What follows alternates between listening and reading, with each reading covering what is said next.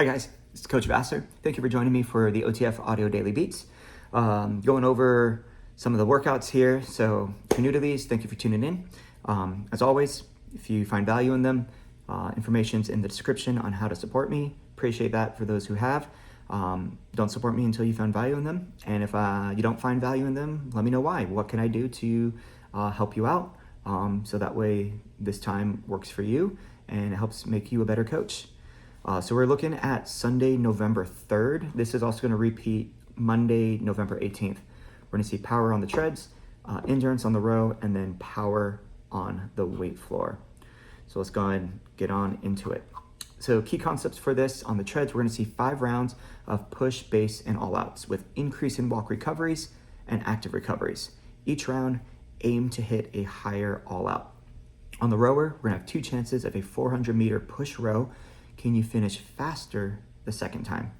And then on the floor, we're gonna have a power focus work and active recovery set, which means you work nonstop, catch your breath in the active recovery exercise.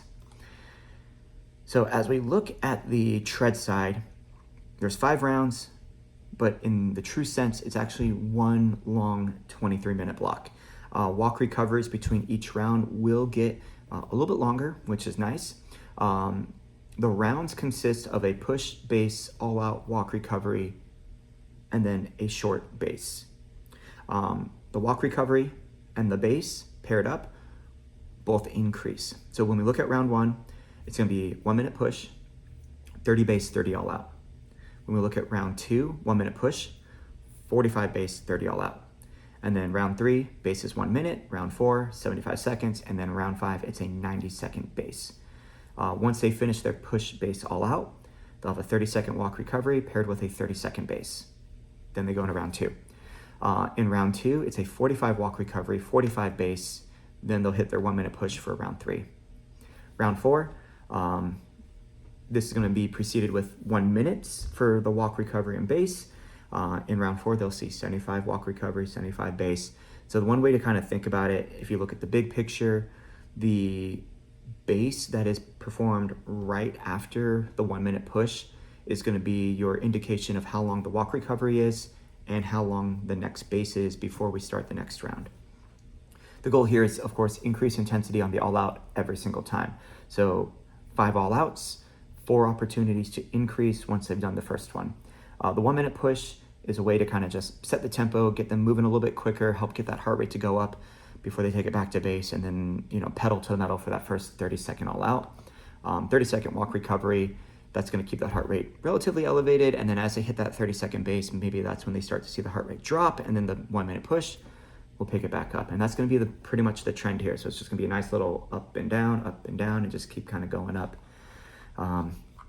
Nothing too fancy about this one.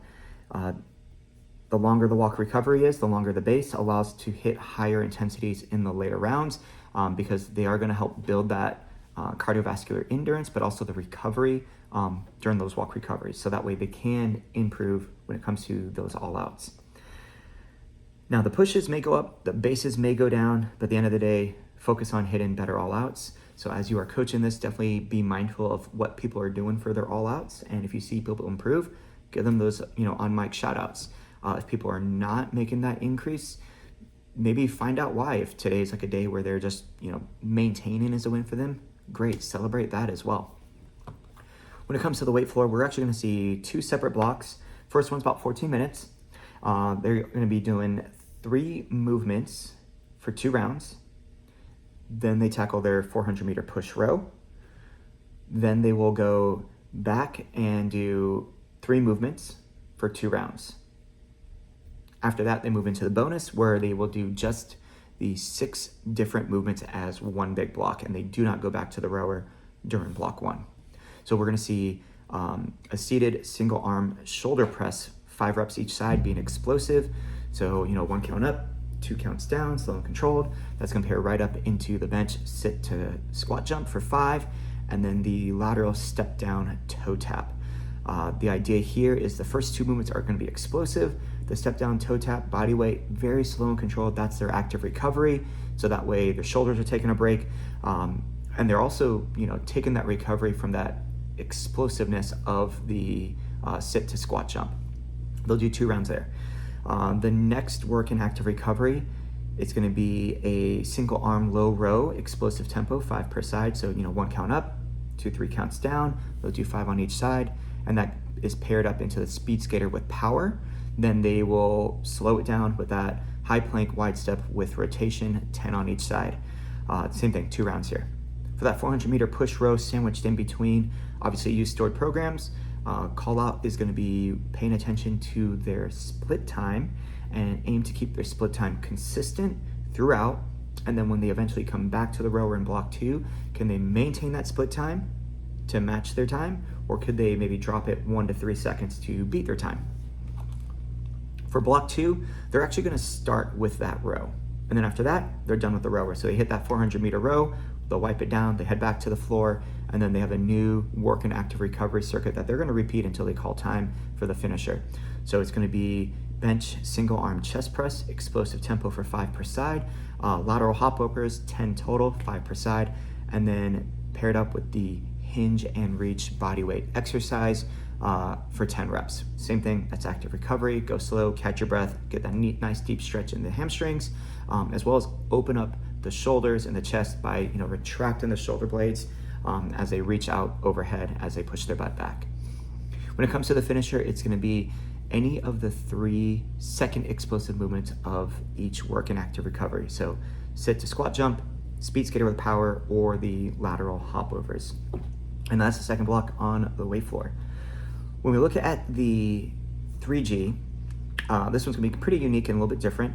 On the tread side, 1 long block, 14 minutes, it's 3 rounds, and it's gonna be the first 3 rounds that they saw, or it's gonna be 4 rounds, but it's gonna be the first 4 rounds that we saw on the weight floor. So 1 minute push, followed by 30 base, 30 all out, 30 walk recovery, 30 base. Round 2, same thing, but now the base is 45 seconds, walk recovery, and then the next base, 45.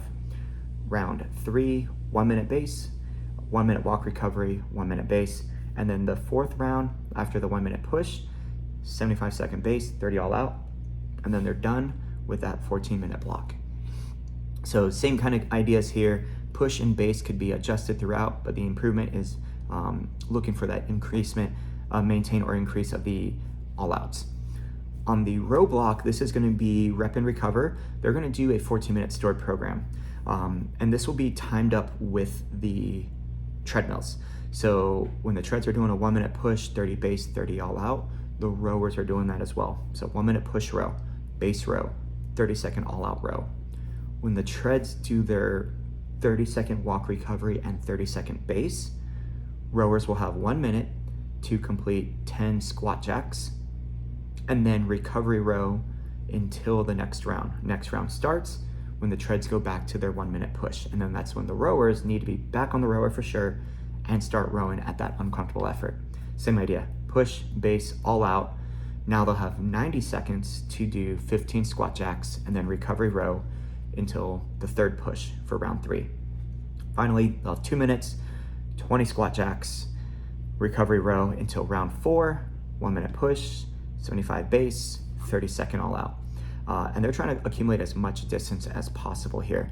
So no one with a 14-minute countdown, and that they're gonna see about 4.5 minutes of off rower stuff. That means they're really only gonna row for a true 10 to 12 minutes there.